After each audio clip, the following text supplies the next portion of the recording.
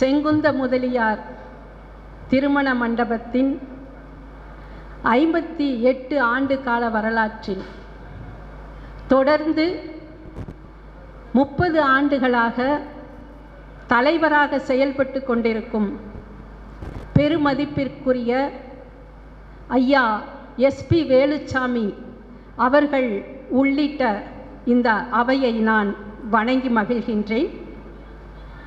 ஐயா தமிழருவி அவர்கள் ஐயா வேலுச்சாமி அவர்களின் பெருமைகளை பற்றி நிறைய என்னிடம் சொல்லியிருக்கிறார். அவர் ஒரு சிறந்த மனிதர், மனித நேயம் மிக்கவர், தன்னலம் கருதாது பொதுநல வாழ்வில் ஈடுபட்டுள்ளவர் என்பதை ஐயாவின் மூலமாகவும் இன்று அவருக்காக நடந்து கொண்டிருக்கும் இந்த பாராட்டு விழாவின் மூலமாகவும் நான் அறிந்து கொண்டேன். மேலும் மேலும் அவர் பல சாதனைகள் புரிந்து மக்கள் தொண்டாற்றுவதற்கு இறைவன் அவருக்கு அருள் புரிய வேண்டும் என்கின்ற பிரார்த்தனையுடன் என்னுடைய உரையை தொடங்குகின்றேன்.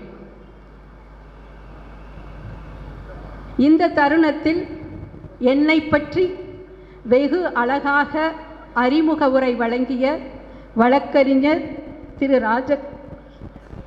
ராஜசேகரன் அவர்களுக்கும் என்னுடைய நன்றியை தெரிவித்துக் கொள்கின்றேன். முதுமை ஒரு வரம். முதுமையை எப்படி நாம் ஒரு வரமாக எடுத்துக்கொள்வது என்பது பற்றிய கருத்துக்களை உங்களுடன் நான் பகிர்ந்து கொள்ள வந்திருக்கின்றேன்.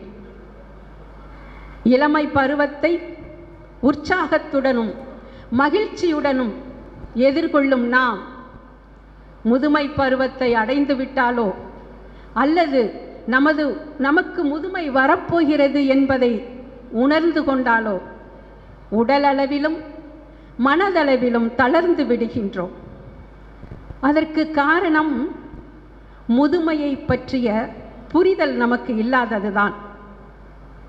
முதுமையும் ஒரு புதுமை பருவம்தான். எப்படி என்று பார்ப்போம். இப்போது ஒரு காய் நன்றாக முதிர்ந்தால்தான் கனியாகிறது. கதிர்கள் நன்றாக முதிர்ந்தால்தான் தானியங்கள் ஆகின்றன. இளநீர் இருக்கிறது, அது நன்றாக முதிர்ந்தால்தான் தேங்காய் ஆகிறது. அதுபோன்று நம் அறிவின் அனுபவத்தின் முதிர்ச்சிதான் முதுமை. அப்படியென்றால் அறிவும் அனுபவமும் முதிரும் பொழுதுதான் நமக்கு முதுமை பருவம் உண்டாகிறது என்பதை நாம் புரிந்து கொண்டால் முதுமையை பற்றிய ஒரு சோர்வோ தளர்வோ நாம் அடைந்து விட மாட்டோம். இயற்கையின் படைப்பில் எல்லாமே நன்கு முதிர்ந்த நிலையில்தான் அதிக பலனை கொடுக்கின்றது. இப்போ மாங்காய் என்று எடுத்துக்கொள்வோம். அந்த மாங்காயை நாம் எவ்வளவு தூரத்திற்கு உண்ண முடியும்? ஒரு சிறு துண்டுகள். ஏனென்றால் அதன் சுவை புளிப்பாக இருக்கும். இல்லை என்றால் சமையலில் ஒரு சில துண்டுகள் போட்டு சமைக்கலாம். ஊறுகாய் செய்து சாப்பிடலாம். அந்த ஊறுகாயையும் தொட்டு கொண்டுதான் சாப்பிட முடியும். ஆனால் அதே மாங்காய் நன்றாக கனிந்து பழுத்த பின்பு அதன் சுவையும் கூடிவிடுகின்றது. அதை நாம் எவ்வளவு வேண்டுமானாலும் நம் விருப்பத்திற்கு ஏற்ப உண்ணலாம். அதை உபயோகப்படுத்தி மில்க் ஷேக் பண்ணலாம், ஜூஸ் போடலாம், புட்டிங் பண்ணலாம், ஐஸ்கிரீம் பண்ணலாம். அந்த மாம்பழத்தை உலர வைத்தும் சாப்பிடலாம். கதிர்களாகவே இருந்துவிட்டால் நாம் உண்பதற்கு தானியங்கள் எப்படி கிடைக்கும்? நெல், சோளம், கம்பு, கேழ்வரகு போன்ற கதிர்கள் எல்லாம் நன்றாக முதிர்ந்து விளைந்து தன் நிறம் மாறி உருமாறி தானியங்களாக ஆன பின்புதான் நமக்கு உண்ண உணவாக கிடைக்கின்றது. அதிலும் நெல் என்று எடுத்துக்கொண்டால் அந்த அரிசியை உபயோகப்படுத்தி நாம் வெறும் சாதம் மட்டும் வடித்து சாப்பிடுவதில்லை. அந்த அரிசியை கொண்டு பலவிதமான உணவு பதார்த்தங்களை சமைத்து சாப்பிடுகின்றோம். அதுபோன்று இளநீர். இந்த வெயில் காலத்திற்கு நம் உடம்பின் சூட்டை தணிக்கக்கூடிய ஒரு அற்புதமான பானம்தான் இளநீர். ஆனால் அந்த இளநீரை எவ்வளவு நாம் குடிக்க முடியும்? அதுவும் இன்றைக்கு இளநீர் விற்கின்ற விலையில் ஒரு இளநீரை கொடுப்பதே பெரிய குதிரை கொம்பாக இருக்கின்றது. அதற்குள் இருக்கும் வழுக்கையும் நாம் ஓரளவிற்குத்தான் உண்ண முடியும். ஆனால் அதே இளநீர் நன்றாக முதிர்ந்து தேங்காயாக மாறிய பின்பு அதனுடைய பயன்பாடு எவ்வளவு அதிகமாக இருக்கிறது என்று சிந்தித்து பாருங்கள். தேங்காய் இளநீரை விட 50 ரூபாய்க்கு விற்கின்ற இளநீர் தேங்காயாக மாறிய பின்பு 5 ரூபாய்க்கு கிடைக்கின்றது. அந்த தேங்காயை உடைத்தால் அதில் உள்ள நீரை பருகலாம். அதன் உள்ளிருக்கும் பருப்பை நாம் சமையலில் பல விதங்களில் சமைத்து சாப்பிடுகிறோம். அது கொப்பரையாக மாறிய பின்பு அதை ஆட்டி எண்ணெய் எடுத்து சமையலுக்கும் தலைக்கு தேய்ப்பதற்கும் உபயோகப்படுத்துகின்றோம். அதனுடைய ஓடுகள் அடுப்பெரிக்க பயன்படுகின்றது. அதன் மேலிருக்கின்ற தேங்காய் நார் பாத்திரங்கள் தேய்ப்பதற்கும் கயிறு திரிக்கவும் பயன்படுகின்றது. அதுபோன்றுதான் நாம் முதுமை பருவத்தை அடைந்தால்தான் வாழ்வின் முழுமையை உணர முடியும். இறைவன் படைப்பில் தோன்றிய எதுவும் முதலில் எப்படி தோன்றியதோ அது போன்று இறுதி வரை இருப்பதில்லை. பல மாற்றங்களை அடைவதுதான் வாழ்வின் நியதி. தோன்றியது போல் இறுதி வரை இருக்கவும் முடியாது. அதுபோன்று நாமும் பல மாற்றங்களுக்கு ஆட்பட்டு குழந்தை பருவம், வாலிப பருவம், வயோதிக பருவம் என்று பல மாறுதல்களை அடைகின்றோம். இந்த உண்மையை நாம் முதலில் நன்றாக புரிந்து கொள்ள வேண்டும். பொதுவாக வயதானவர்களிடம் சென்று, ஐயா நலமாக இருக்கிறீர்களா என்று நீங்கள் கேட்டு பாருங்கள். அவர்களுடைய பதில் எப்படி இருக்கும்?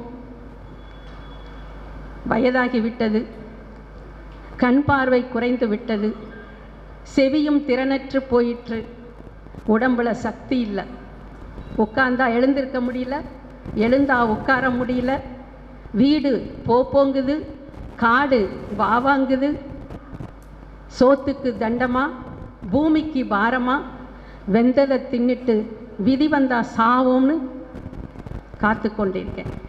இப்படித்தானே சொல்லியிருப்பார்கள். ஏன் ஒரு சலிப்பும் விரக்தியும் இயலாமையும் அவர்களுடைய பதிலில் தெரியும்.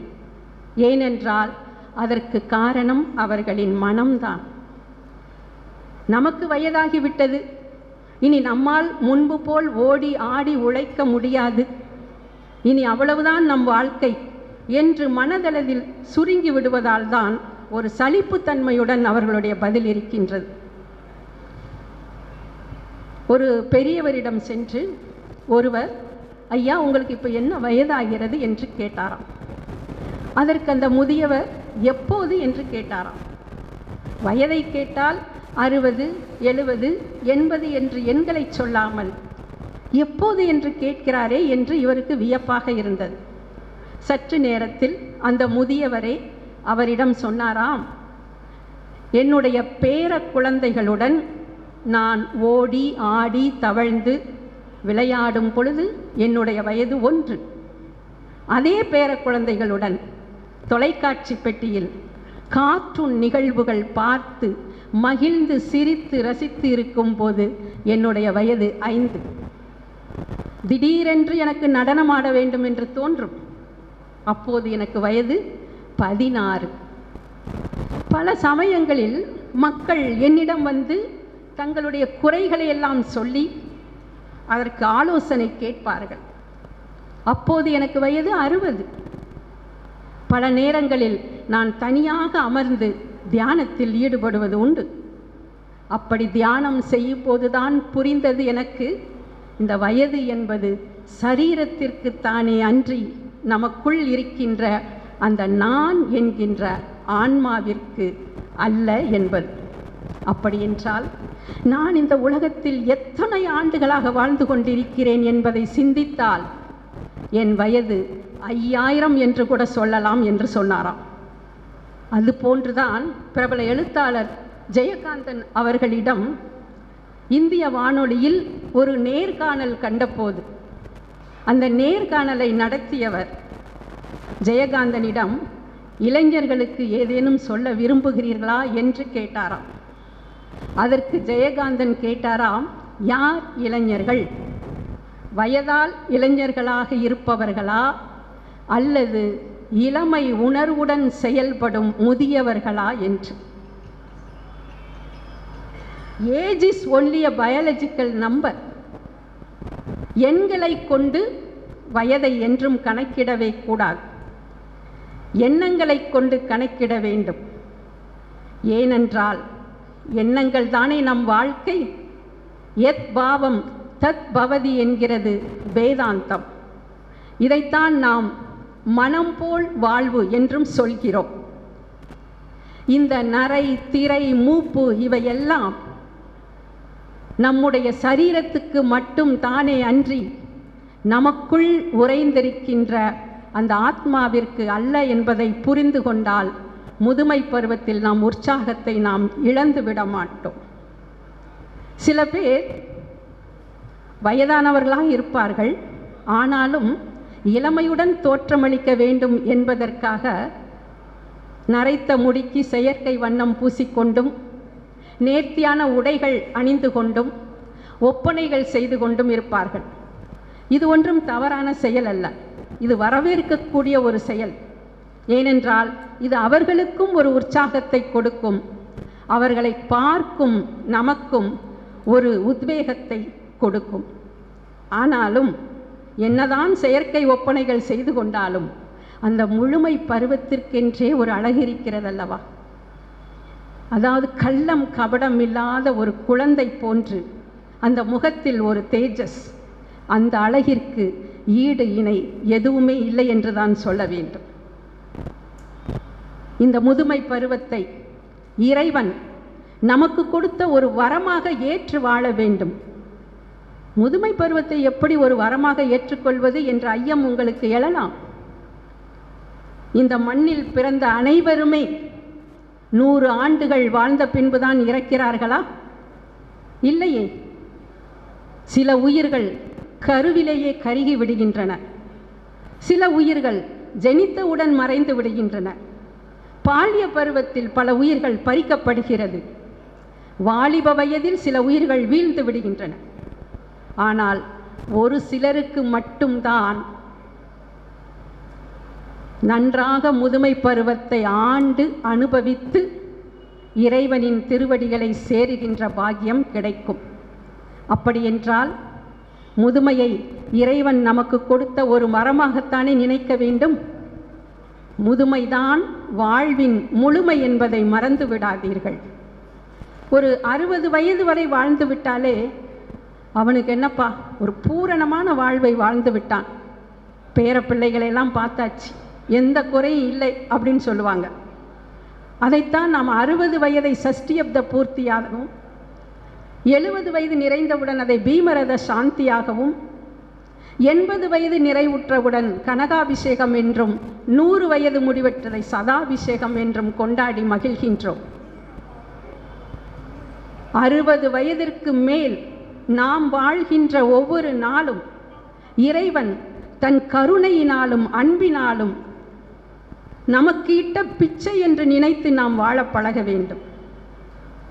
அப்படி வாழ்ந்தால்தான் நாம் வாழ்கின்ற ஒவ்வொரு நாளையும் நாமும் மகிழ்ச்சியுடன் வாழ்ந்து பிறரையும் மகிழ்ச்சிப்படுத்த முடியும்.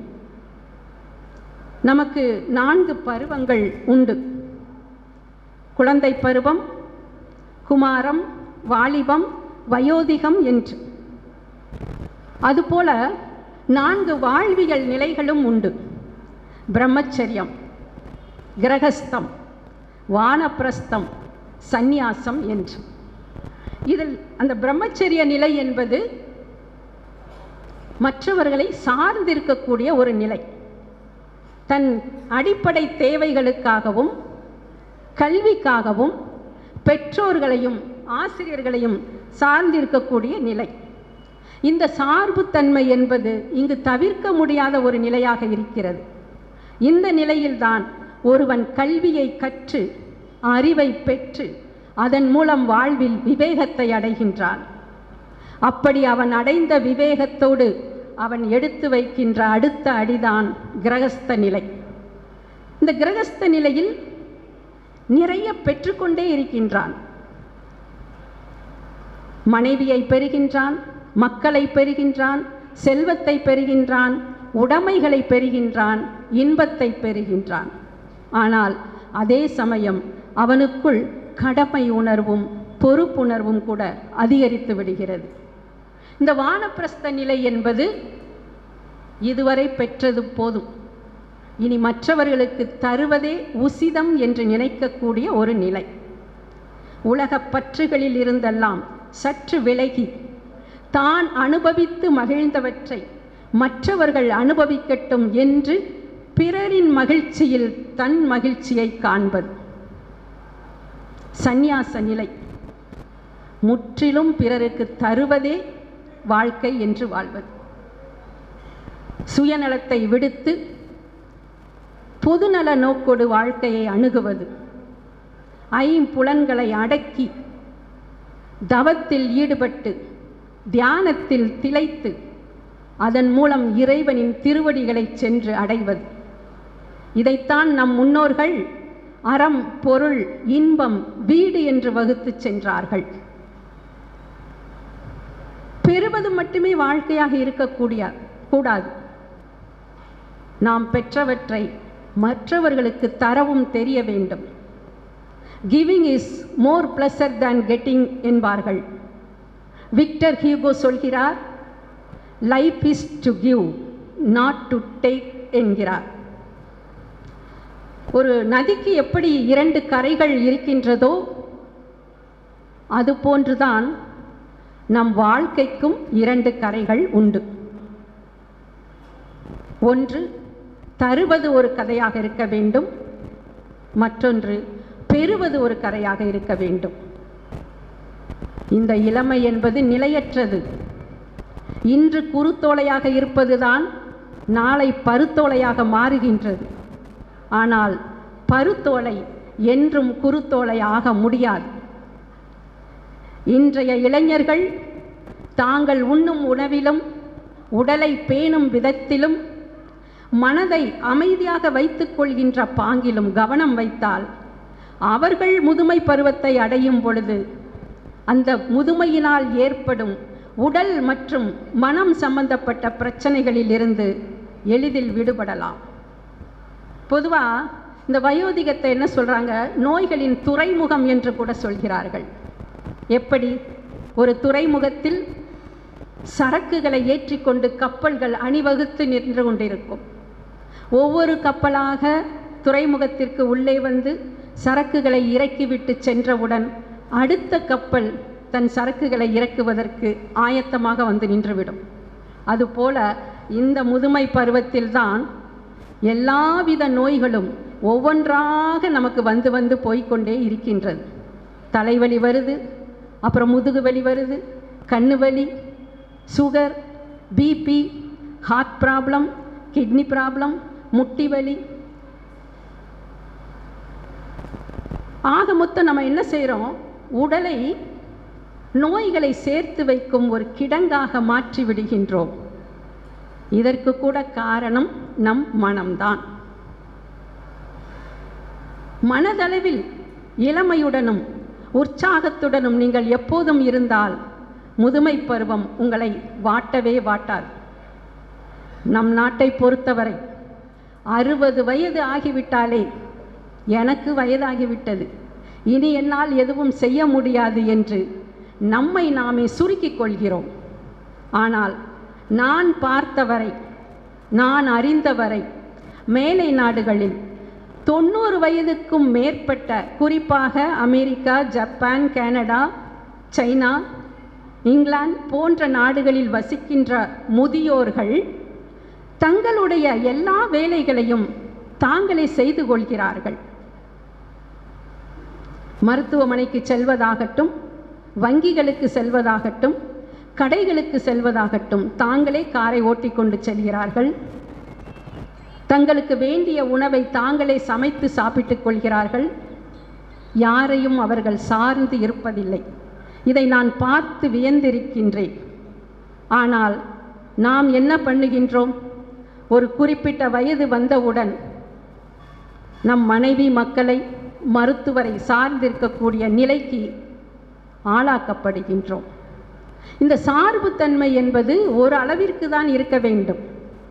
எல்லாவற்றிற்கும் மற்றவர்களை சார்ந்திருக்கும் நிலை வந்துவிட்டால் அது நமக்குள் ஒரு தனிமை உணர்வையும் அச்சத்தையும் அடிமைத்தனத்தையும் கொண்டு வந்து சேர்த்துவிடும். இந்த முதுமையை சுமை என்று கருதாமல் தனித்து இருக்கவும் நீங்கள் பழக வேண்டும். தனியாக இருப்பது என்பது வேறு, தனித்து இருத்தல் என்பது வேறு. தனியாக இருப்பது என்பது உறவுகளை விட்டு சற்று பிரிந்து இருப்பது. தனித்திருத்தல் என்பது உங்களோடு நீங்கள் ஏகாந்தமாக அமர்ந்து ஒன்றி இருப்பது. அப்படி இருக்கும் பொழுதுதான் உங்களுடைய அகத்தேடலில், உங்கள் வாழ்க்கையில் நீங்கள் எவற்றுக்கெல்லாம் விடை தெரிய வேண்டும் என்று நினைத்தீர்களோ அது எல்லாவற்றிற்கும் விடை தரக்கூடிய ஒரு நேரம் உங்களோடு நீங்கள் தனித்திருக்கின்ற நேரம்தான். இது உங்களை வாழ்க்கையின் அடுத்த பரிமாணத்திற்கு எடுத்து செல்லும். 5 அறிவு கொண்ட மிருகங்கள் கூட தங்களின் தேவைகளுக்காக தங்களுக்கு வயதாகிவிட்டது என்று தன் குட்டிகளையோ தன் இனத்தையோ சார்ந்து இருப்பது இல்லை. ஆனால் 6 அறிவு கொண்ட நாம் தான் அனைத்திற்கும் ஒரு சார்புத்தன்மையை நமக்கு நாமே உண்டாக்கிக் கொள்கிறோம். அதிலிருந்து சற்று நீங்கள் விடுபட வேண்டும். இன்றைய காலகட்டத்தில் நாம் உண்ணும் உணவும் பழக்க வழக்கங்களும் வாழ்வியல் சூழல்களும் வயோதிகத்தை நீட்டித்து விட்டது என்று தான் சொல்ல வேண்டும். நம்முடைய தாத்தா பாட்டி காலத்தில் ஒரு 80-90 வயது ஆனவர்களை முதியவர்கள் என்று பார்த்தோம். நம் காலத்தில் 60 வயதாக குறைந்தது. இனி வருகின்ற தலைமுறையினர், இப்போது இருக்கின்ற தலைமுறையினர் 40 வயதிலேயே முதுமையை உணரத் தொடங்கிவிட்டார்கள். இந்த இளமை என்பது எப்போதும் இருந்து கொண்டே இருக்காது. முதுமையை நாம் கடந்துதான் வர வேண்டும். அப்படி கடக்கின்ற இந்த முதுமை பருவத்தின் பாதையை மலர் படுக்கைகளாக மாற்றுவதும் முட்புதர்களாக ஆக்குவதும் நம்முடைய கைகளில் தான் இருக்கின்றன. முதுமை வரப்போகிறது. இத்தனை வயதுக்கு மேல் நான் இப்படியெல்லாம் இருக்க வேண்டும் என்று எப்படி முதுமையை எதிர்கொள்வது என்பதை பற்றி சற்று சிந்திப்போம். உடலால், பொருளாதாரத்தால், மனதால் முதுமையை எதிர்கொள்வதற்கு ஆயத்தமாக இருக்க வேண்டும். உடல் என்று எடுத்துக்கொண்டால் இந்த உடல் ஏதோ இந்த பிறவியில்தான் நமக்கு கிடைத்தது என்று நினைக்காதீர்கள். கிட்டத்தட்ட 84 லட்சம் யோனிகளை, பிறவிகளை கடந்தால்தான் இந்த உடலை இறைவன் நமக்கு கொடுக்கின்றான். இதைத்தான் மாணிக்க வாசகர் புல்லாகி பூடாய் புழுவாய் மரமாகி பல்விருகமாகி பறவையாய் பாம்பாகி கல்லாய் மனிதராய் பேயாய் கணங்களாய் வல்லசுரராகி முனிவராய் தேவராய் செல்லா நின்ற இத்தாவர சங்கமத்துள் எல்லா பிறப்பும் பிறந்து இளைத்தேன் எம்பெருமான் என்கிறார். அப்படியென்றால் கிடைப்பதற்கு அரிதாக கிடைத்த இந்த உடலை நாம் எப்படி பாதுகாக்க வேண்டும்? ஆரோக்கியமாக வைத்து கொள்ள வேண்டும். நோயற்ற வாழ்வே குறைவற்ற செல்வமாக நினைக்க வேண்டும். சிறு சிறு நடைப்பயிற்சிகள், ஆசனங்கள், மூச்சு பயிற்சிகள் செய்வதன் மூலம் உடலை ஆரோக்கியமாக வைத்து கொள்ள வேண்டும். சுவர் இருந்தால் தானே சித்திரம் வரைய முடியும். இந்த உடல் ஆரோக்கியமாக இருந்தால்தான் உள்ளிருக்கும் உயிரும் ஆரோக்கியமாக இருக்கும். இதைத்தான் 3000 ஆண்டுகளுக்கு முன்பே திருமூலர் உடம்பார் அழியில் உயிரார் அழிவர் திடம்பட மெய்ஞானம் சேரவும் மாட்டார் உடம்பை வளர்க்கும் உபாயம் அறிந்தேன் உடல் வளர்த்தேன் உயிர் வளர்த்தேனே என்பார். இந்த உடம்பில் இருக்கின்ற உயிர் நீண்ட ஆயுளை பெற்று இருக்க வேண்டுமென்றால் உடம்பை முதலில் பாதுகாக்க வேண்டும். உடம்பும் உயிரும் இணைந்து செயல்படும் போதுதான் நம்மால் பல ஞானங்களை தேடி அடைய முடியும். ஆகையினால் இந்த உடம்பை எப்படி வளர்க்க வேண்டும் என்கின்ற உபாயத்தை தெரிந்து கொண்டு உடலை வளர்ப்பதன் மூலம் உங்களுக்குள் உறைந்திருக்கும் உயிரையும் வளர்க்க வேண்டும். அடுத்து உணவு. உணவு நாம் உயிர் வாழ்வதற்கு மிகவும் இன்றியமையாததுதான். ஆனால் அந்த உணவை எப்படி உண்ண வேண்டும்? பசித்து புசிக்க வேண்டும். ருசிக்காக புசிக்கக்கூடாது. புரதச்சத்து நார்ச்சத்து அதிகமுள்ள உணவுகளை உட்கொள்ள வேண்டும். ஆவியில் செய்த உணவு வகைகளை எடுத்துக்கொள்ள வேண்டும். இட்லி, புட்டு, இடியாப்பம் இந்த மாதிரி ஆவியில் வெந்த உணவை உண்டால் உங்கள் ஆவி நீடித்து நிலைக்கும். அதை கொஞ்சம் கவனத்தில் வைத்துக் கொள்ளுங்கள். ஆனால் நான் பார்த்தவரை முதியோர்கள் தாங்கள் உண்ணும் உணவின் அளவை விட தாங்கள் எடுத்துக்கொள்ளும் மருந்து மாத்திரைகளின் அளவைத்தான் அதிகமாக இருக்கின்றது. உணவே மருந்து என்ற நிலையில் உணவை உண்ண வேண்டும். அடுத்து உறக்கம். ஒரு நாளில் குறைந்தது 6 மணி நேரம் அயர்ந்து தூங்கினால் மட்டுமே நம்மால் அடுத்த நாள் காலை எழுந்து புத்துணர்வுடன் செயல்பட முடியும். இந்த முதுமை பருவத்தில் தூக்கம் என்பது ஒரு தொல்லை தரக்கூடிய விஷயமாகத்தான் இருக்கின்றது. இரவு படுக்கைக்கு செல்வதற்கு முன்பு 3 மணி நேரங்கள் வயிற்றில் எதுவுமே நாம் சாப்பிடக்கூடாது. அந்த 3 மணி நேரத்தில் தான் ஒரு 7:30 மணிக்கு சாப்பிட்டு முடிச்சிட்டிங்கன்னா 11 மணியிலிருந்து 3 மணி வரைக்கும் நம் உடலில் உள்ள ஜீரண உறுப்புகளில் உள்ள கல்லீரல், கணையம் போன்ற உறுப்புகள் தங்களை தாங்களே ரீஜெனரேட் பண்ணிக்கிறது. அதில் இருக்கிற டாக்ஸின்ஸ் எல்லாம் வெளியே அனுப்புகிறது. இது ஆழ்ந்த உறக்கத்தில் நடைபெறுகின்ற செயல். ஆனால் உறக்கத்தை நாம் தொலைத்து விடுவதால் இந்த செயல் நடைபெறாமல் போய்வதனால் எப்போதும் ஒரு சோர்வுடன் காணப்படுகின்றோம். அடுத்து பொருள். பொருள் இல்லாருக்கு இவ்வுலகம் இல்லை என்கிறான் ஐயன் வள்ளுவன். எப்பாடுபட்டேனும் பொருளை தேடு என்கிறார் முண்டாசு கவி பாரதி பரலை சு நெல்லையப்பருக்கு எழுதிய கட்டுரையில். நமக்கு தெம்பு உடம்பில் இருக்கும்போது ஓடி ஓடி உழைத்து தேடி வைத்த பொருட்களை எல்லாம் பிள்ளைகளின் மேல் இருக்கிற பாசத்தில் வாரி வாரி வழங்கிவிட்டு வயோதிக காலத்தில் கால் வயிற்று கஞ்சிக்கு கூட கதியின்றி தெருவில் விடப்பட்ட பல பெற்றோர்களை நாம் பார்த்து கொண்டிருக்கின்றோம். எனது அருமை பெரியோர்களே, இதை என் முன் அன்பான வேண்டுகோளாக கூட எடுத்துக்கொள்ளுங்கள். நீங்கள் உயிருடன் இருக்கும் வரை உங்கள் பணத்தையோ சொத்தையோ உங்கள் பிள்ளைகளுக்கு எழுதி வைக்காதீர்கள். பொருளாதாரத்திற்காக மற்றவர்களை சார்ந்திருக்கக்கூடிய நிலையை விட கொடுமை வேறு எதுவுமே இல்லை. அதுவும் குறிப்பாக இந்த முதுமை பருவத்தில். அடுத்தது மனம். மனம் என்றால் என்ன? பலவிதமான எண்ணங்களின் தொகுப்பு தான் மனம். மனையேவ மனுஷ்யானாம் என்கிறது கீதை. மனம்தான் மனிதனை ஆள்கின்றது. அப்படி ஆள்கின்ற மனதை நாம் எப்படி வைத்திருக்கின்றோம்? அழுக்காக ஒரு இருட்டறை போல் வைத்திருக்கின்றோம். நம்மை ஆளும் ஒரு பொருள் அழகாக இருந்தால்தான் அதனால் ஆளப்படும் நாமும் அழகாக இருப்போம். சாக்ரட்டிஸ் சொல்கிறார், உன் மனம் அழகாக இருந்தால் நீ காணும் காட்சிகள் யாவுமே அழகாக இருக்கும் என்று. கண் என்பது சென்று பற்றும் பொறி என்று நாம் அறிந்ததுதான். ஆனால் அந்த கண், அந்த உறுப்பு தானாக போய் எந்த ஒரு காட்சியையும் பார்ப்பதில்லை. நமக்குள் இருக்கின்ற மனம் அதற்கு ஏவலிடுகிறது, கட்டளையிடுகிறது. இந்த காட்சி எனக்கு பிடித்திருக்கிறது, இதை பார். இவர்கள் எனக்கு ரொம்பவும் பிடித்திருக்கிறார்கள், இவர்களை பார்.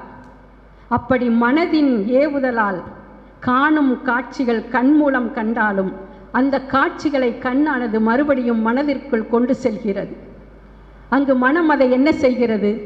அக்கு வேறு ஆணி வேறாக பிரித்து பார்த்து ஆராய்ந்து இது எனக்கு பிடிக்கும், இது எனக்கு பிடிக்கவில்லை, இவர்கள் நல்லவர்கள், இவர்கள் கெட்டவர்கள் என்று பல எண்ணங்களை உருவாக்குகிறது. அந்த எண்ணங்கள் வாயில் வார்த்தைகளாக நமக்கு வந்து விழுகின்றது. அந்த வார்த்தைகள் இறுதியில் செயல் வடிவம் பெற்று அந்த செயலுக்கான இன்பத்தையும் துன்பத்தையும் நாம் அனுதினமும் அனுபவித்து கொண்டிருக்கின்றோம்.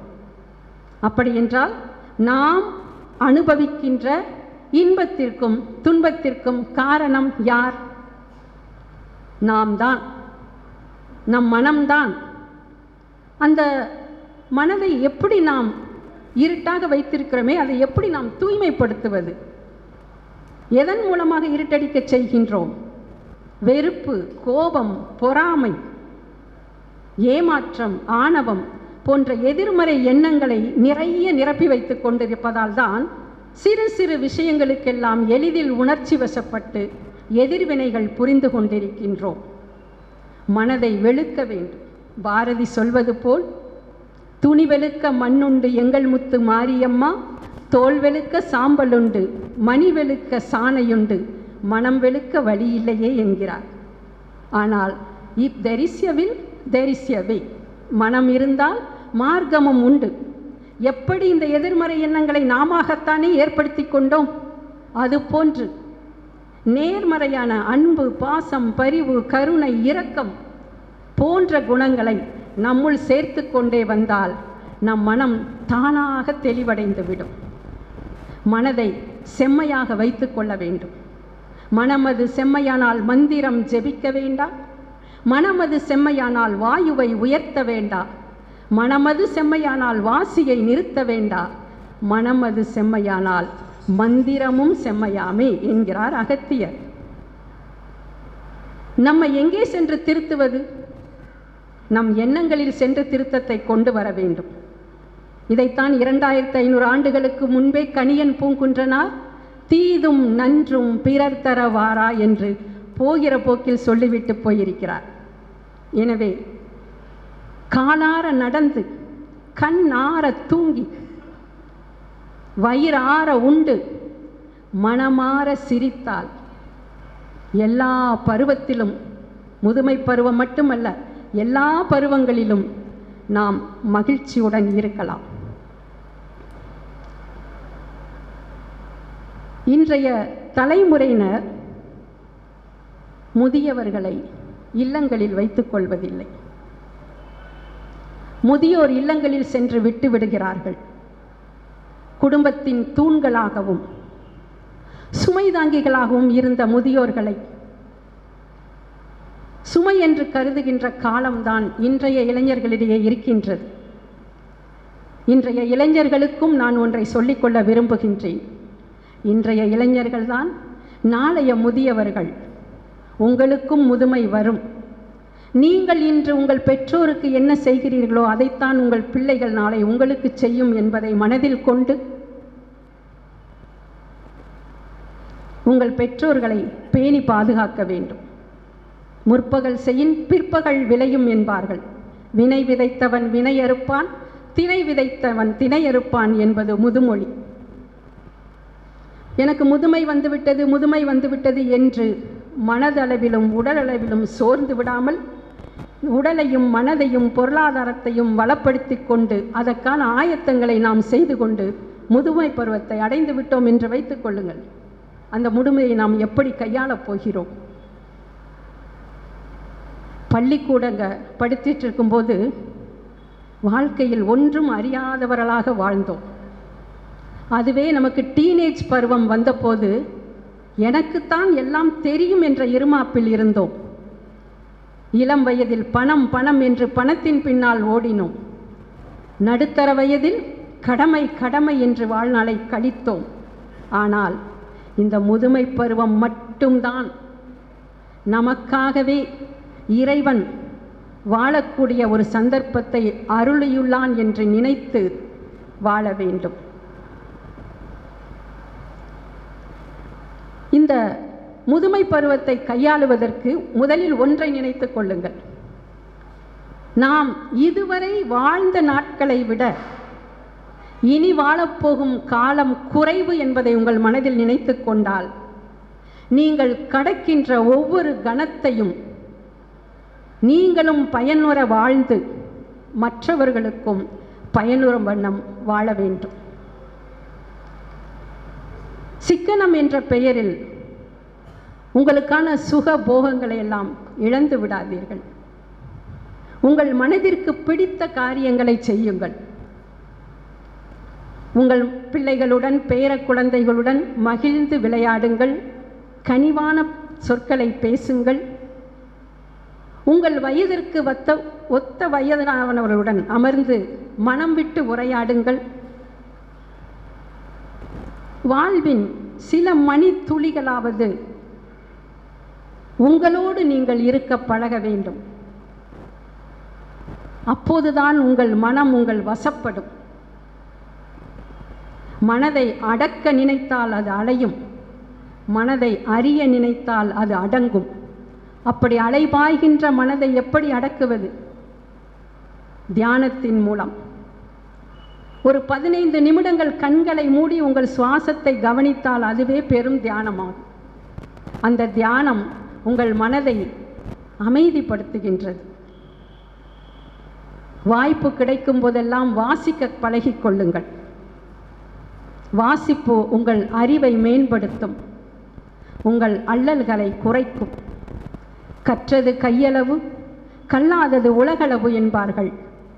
இந்த உலகத்தில் நான் கற்றுக்கொள்ள வேண்டியது இன்னும் எவ்வளவோ இருக்கிறது என்கின்ற தேடல் உங்களுக்கு வர வேண்டும். வயதை காரணம் காட்டி மூளையில் முடங்கிவிடக்கூடாது. முதுமையின் பரிபூரணமான அழகை அணு அணுவாக ரசிக்க கற்றுக்கொள்ளுங்கள். உங்களால் முடிந்த அளவு பிறருக்கு சிறிய சிறிய உதவிகள் செய்து பாருங்கள். இந்த பருவத்தில்தான் எல்லோருக்குமே என் பேச்சை யாரும் மதிப்பதில்லை என்ற எண்ணம் மேலோங்கும். நான் ஏதாவது பேசினா அதை பொருட்படுத்தவே மாட்டேங்கிறாங்க.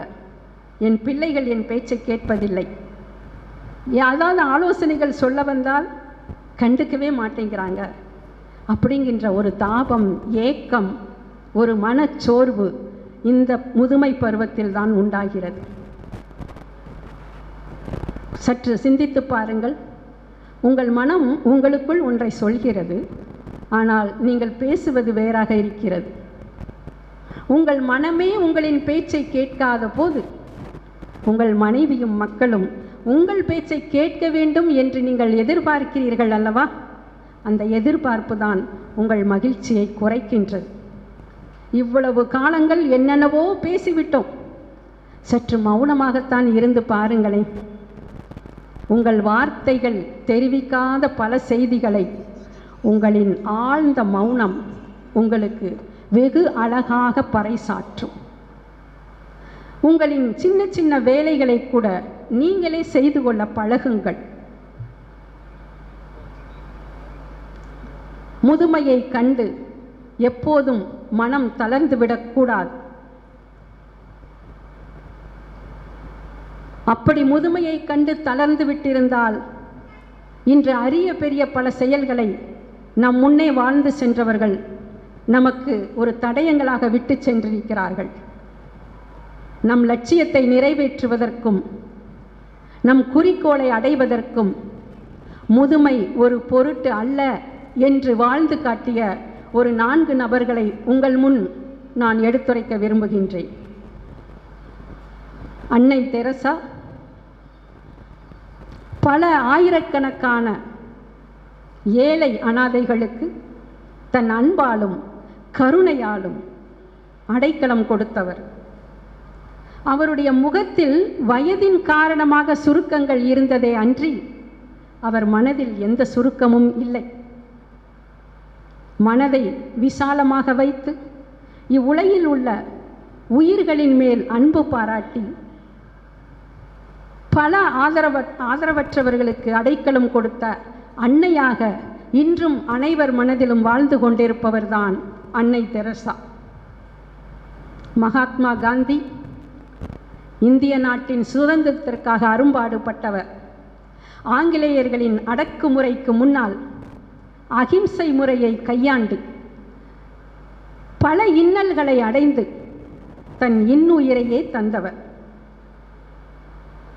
அவர் சுதந்திர போராட்டத்தில் ஈடுபடும் பொழுது அவருக்கு ஒன்றும் வாலிப வயது அல்ல. வயது முதிர்ந்த நிலையில்தான் பல போராட்டங்களில் ஈடுபட்டார், பல பிரச்சனைகளை எதிர்கொண்டார். இன்று நாம் சுவாசித்துக் கொண்டிருக்கும் இந்த சுதந்திர காற்றை அவர்தான் நமக்கு வாங்கியும் கொடுத்தார். அதனால்தான் இன்றளவும் அனைவர் மனங்களிலும் மகாத்மாவாக வாழ்ந்து கொண்டிருக்கிறார். டாக்டர் ஐயா அப்துல் கலாம் தன்னுடைய பணியிலிருந்து ஓய்வு பெற்ற பின்புதான் இந்திய நாட்டின் ஜனாதிபதியாக 5 ஆண்டுகள் தொடர்ந்து பதவியில் நேர்மையான ஆட்சியை கொடுத்தார். தனது 83வது வயதில் மாணவர்களிடையே எழுச்சிமிகு உரையாற்றி கொண்டிருந்த போது மாரடைப்பால் காலமானார். இன்றும் டாக்டர் அப்துல் கலாம் அனைத்து இளைஞர்கள் மனதிலும் ஒரு கதாநாயகனாக உயர்ந்துதான் இருக்கிறார். தந்தை பெரியார் தன்னுடைய 90வது வயதிலும் தன் வயதையும் தன் உடலின் நோய்களையும் பொருட்படுத்தாது மூத்திரச் சட்டியுடன் பல ஊர்களுக்கு பயணம் செய்து பல மேடைகளில் சொற்பொழிவுகளை ஆற்றியவர். இவர்களெல்லாம் தனக்கு வயதாகிவிட்டது என்பதை காரணம் காட்டி ஒதுங்கி இருந்தால் இன்று ஒரு அன்னை தெரசாவோ மகாத்மா காந்தியோ டாக்டர் அப்துல் கலாமோ தந்தை பெரியாரோ நமக்கு கிடைத்திருக்க மாட்டார்கள். நம்முடைய வாழ்வின் லட்சியத்தை அடைவதற்கும் நம் விருப்பப்படி நம் வாழ்க்கையை வாழ்வதற்கும் நம் வயது ஒரு பொருட்டு என்று நீங்கள் எப்போதும் நினைக்கக்கூடாது.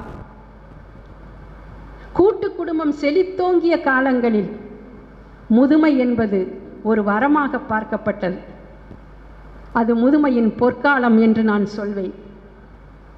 யாரெல்லாம் வாழ்வில் பிடிப்பில்லாமல் இருக்கிறார்களோ அவர்கள் வாழ்க்கையை வாழ்வதற்கே யோசிப்பவர்கள். ஆனால் 60-70 வயதை கடந்த பின்பும் புதிய புதிய சிந்தனைகளுடன் வாழ்க்கையை புதிய பரிமாணத்துடன் பயணிக்க வேண்டும் என்று நினைப்பவர்கள் வாழ்க்கையை நேசிப்பவர்கள். நேசிப்பவர்களிடம் மட்டுமே வாழ்க்கை நெருக்கம் காட்டும் என்பதை மறந்து விடாதீர்கள்.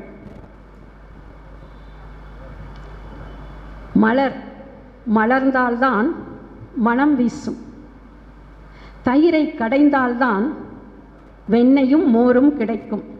வெண்ணெயை உருக்கினால்தான் நெய் கிடைக்கும். இரும்பை உருக்கி அடித்தால்தான் ஆயுதங்கள் செய்ய முடியும். நம் முதுமையை நாம் அனுபவித்தால்தான் வாழ்வின் முழுமையை நாம் உணர முடியும். ஆடுகிற ஆட்டமும் ஓடுகிற ஓட்டமும் ஓர் நாள் ஓயும் பொழுது நம் பின்னே கூடுகின்ற கூட்டம் சொல்லும் நாம் யார் என்பதை மனதில் கொண்டு இம்மண்ணில் பிறந்தவர்கள் அனைவரும் ஒரு நாள் இறப்பது நிச்சயம். ஆனால் இறந்த பின்பும் எத்தனை பேர் மனங்களில் நாம் இருக்கப் போகிறோம் என்பதை லட்சியமாக கொண்டு முதுமை பருவத்தை ஒரு சுமையாக கருதாமல் உங்கள் வாழ்க்கையை வளம்பட வாழ கற்றுக்கொள்ளுங்கள். முதுமை என்பது ஒரு சாபம் அல்ல. முதுமை என்பது ஒரு பாவம் அல்ல. முதுமை என்பது ஒரு சுமையும் அல்ல. முதுமை ஒரு புதுமை பருவம். முதுமை வாழ்வின் பரிபூரண அழகு. முதுமை வாழ்வின் முழுமை. முதுமை உங்கள் அன்பின் அறிவின் முதிர்ச்சி. முதுமை உங்களுக்கு கிடைத்த ஒரு தவ வாழ்வு. முதுமை இறைவன் உங்களுக்கு அருளிய பெரிய வரம் என்பதை முழு மனதோடு ஏற்றுக்கொண்டால் எல்லா நாளுமே முதுமையை அடைந்தாலும் கூட மகிழ்ச்சியோடும் எழுச்சியோடும் வாழலாம் என்று சொல்லி விடைபெறுகிறேன். நன்றி, வணக்கம்.